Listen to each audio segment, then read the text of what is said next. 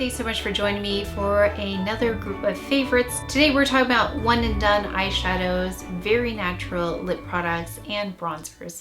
So this is for the more minimal person, starting with one and dones. So there are two Chanel products that I've really been enjoying in terms of one and dones, and this one is 236 Brun Talpa.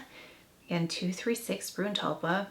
These are those single shadows by Chanel, and I love this because it's got so much dimension to it with just this one color. It also has a cooler tone to it, but it's not super cool. Well, you'll see a theme here in a little bit. But it also has a lovely glow to it, nothing sparkly, but a very lovely glow. And I just think this goes with most colors. It works really well in my skin tone. I prefer cooler colors on my eyelids anyway for shadows. I feel like warm colors can get a little bit lost on me, so I like something that's more neutral, cool, but in another case you'll see later on when I talk about palettes. It's not necessarily the case, but in this case I really think this is so versatile. So this one, you can see there the glow, how pretty it is. So that's Brun Talpa by Chanel. The second single eyeshadow by Chanel, so I've got two of them. This is 234 Beige Sable, and it looks like this again, 234 Beige Sable. And this one doesn't look very exciting. I actually thought I was picking up a product like this earlier, but it's the one that's more like a duochrome. This one though is exactly what I was looking for. So I was looking for something that I could use with every eyeshadow palette that would work. It would be universal, just give a little bit of like almost a highlighter for the lids, where I can blend it with other things, where it's creamy, it works well with other formulas, works well with palettes from other lines. And this is the one that I've been looking for, and this can really make another palette even more versatile as well, because then you can add a lot of dimension to something. So this is the shade here. Again, that's Beige Sable by Chanel. And then here's, you can see how fine those both are. Really pretty. And I do love those together. Like if I traveled, I could just go with 236 Brun Talpa and then this one in 234 Beige Sable. These are two really beautiful colors that I think work well in many situations. Very sophisticated. You can see more neutral as well. Then for Chantecaille, they have these Mermaid eye mats, and there are two that I really like, and I like them for a very similar purpose. Now these are less eyeshadowy looking than say the Chanel. I'm going to swatch them for you. So the first one is Sylvie. It's got a bronzier tone to it. It's almost imperceptible on my eyes because it's almost my skin tone, but what you can see is you can see a lovely glow. So here is Sylvie. Looks like this. This is the bottom. Can you see? Sylvie is the name of this one. You can see the color too. And then Sylvie I have here. So you can see Brun Talpa, Beige Sable, and then Sylvie. So there is another closer version of Sylvie right there. And you can see how it's very close to my skin tone. There you go. The other mermaid eye is Olivia. So there is Olivia's the other shade. Olivia is cooler. Actually, I included this with some of my Chantecaille favorites, and it was more about the eye mat itself. Like I love both of these, but you can see that Olivia is cooler and a little bit more along the lines of a Brun Talpa, but also you can see how subtle the glow is with these versus the Chanel. Very soft, very pretty. If you want something that's even less obvious, then I would go with the Chantecaille. And these are very easy to use, very much a one and done. There is Olivia right there. A little bit closer. So for those who really appreciate a more natural kind of makeup, those are really pretty go-tos that will be used more on a daily basis.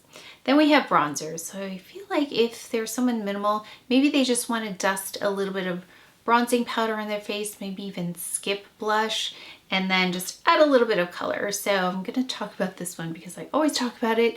This one is by HERMES. This is in Atlas.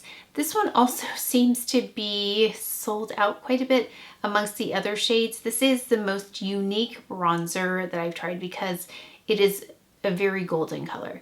There are very few bronzers that have that. Usually there's like a terracotta tone to it, or a gray tone, almost like a contour, or sometimes there's a red tone, which also does not work on me. So if I can find something golden, this almost looks like my skin tone. It's a really silky feeling powder as well. Kind of reminds me that I'm touching this of the Clé de Peau setting powder, like that level of silkiness. It's really beautiful if you have not tried it before. Oh, here's the back of it. You see O2 Atlas, and it's by Hermes.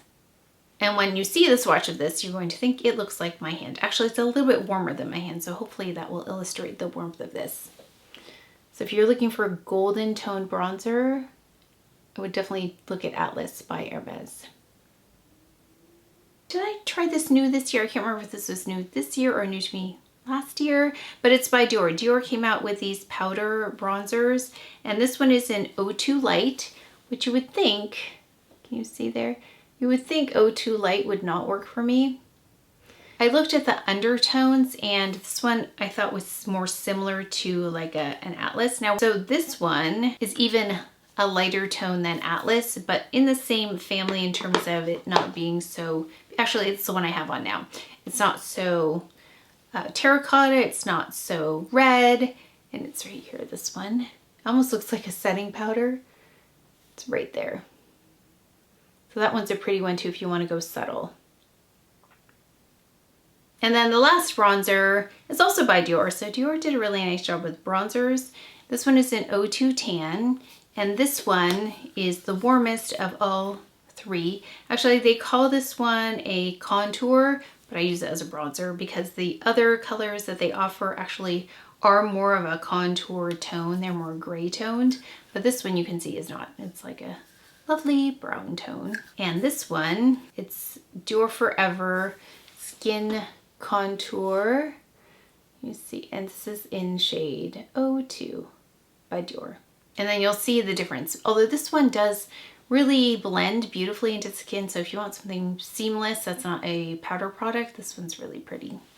So this one is in O2. You can see it's got more opacity as well. Okay, moving on to a soft everyday lip. So for everyday lip products, I love pH lip products because they typically work out really well for my coloring. So I think it's individual based on, of course, your chemistry and your coloring, how it's going to show up. But these are the ones that I love. This one actually by Victoria Beckham, and I can't swatch this one for you because it's all the way like, that's how much I used it. It's empty, but it is one of the, maybe I can dig some out. Oh, let's try that. These are a little bit harder to see if I don't put them on directly because they're not gonna show up as the same way as they would on my face. But this is the one in Fleur. It's a nice texture. It's more balmy, and I picked this up I think in Colette, which I didn't love, but Fleur I loved, and I used it all the way up. So I don't know if you can see that, but it's Fleur is the one that I like. So here the color really made the difference. And then you can see there, at least you can see maybe the balminess of it and how much hydration it has. There's a closer picture. And then the other pH product that I love is this one by Sisley. So this one, actually I had a refill of this one. This one is in 2, you can see there, that's in 2 Pink Glow. This one is my favorite of all the pH products. I think it gives the prettiest color to my lips without adding too much color. Some add a lot more color, some add just a little bit of color. This one adds the right amount for me. More of a balm kind of feel to it. I also really enjoy this one by Prada. And this one is the one that's, it says Prada Balm. This one is, gotta look at the color, but it's the blue one, and you can see I've used this one. This is how much I love these kind of products. I go all the way through them, which is rare for any makeup product for me to go all the way through to pan or empty. So this one is really nice as well. This one has a lovely glide to it, but this is the Prada one. So yeah, they're really hard to see, but they do give a nice flush of color. Now the new one to me by Prada that I like, it's not a pH product, but it's this one, which is more of like an oil stick product. And this one is in UO18. I think it's soft pink. It looks like this. It has the pink around it. So that's the difference between the pH product and this lip oil product, stick oil. It does look very similar, but it has a different feel to it. It has more of like an oil feel to it. So if you're looking for even more hydration, it's right there. It's a cooler pink. But that is it for my more natural makeup products. One and Done's, bronzers, and very natural, soft, everyday lip products. So let us know what your favorites are in this category. When I am through sharing all of these categories, I will also do a favorites of 2025. I will identify one in each of those categories, and then we will do a get ready with me featuring each of those products. That is it for today's video, so please take care of each other, stay well. If you enjoyed this video, if you learned something, please give it a thumbs up, subscribe, and I will see you next time.